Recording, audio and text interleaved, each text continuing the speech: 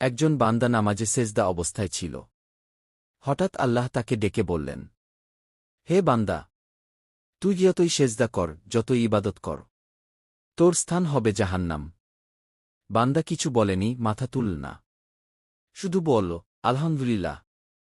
আল্লাহ জিজ্ঞেস করলেন, তুই জাহান্নামের কথা শুনেও আলহামদুলিল্লাহ বললি?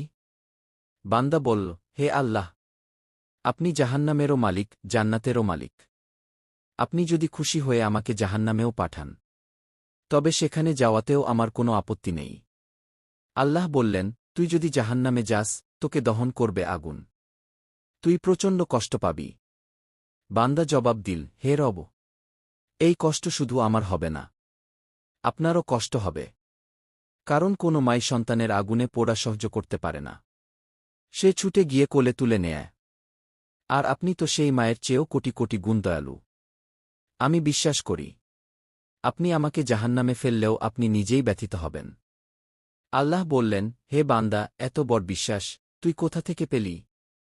বান্দা বলল, হে আমার প্রতিপালক, আমাদের জাতির পিতা ইব্রাহিম আলাইহিস সালাম যখন তোমার প্রেমে পড়ে নমরুদের আগুনে ঝাঁপ দিয়েছিলেন, তুমি আগেই বলেছিলে, হে আগুন, তুমি ইব্রাহিমের জন্য ঠান্ডা ও নিরাপদ হয়ে যাও।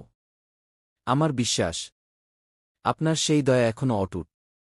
আপনি আমাকে আগুনে দেবেন না।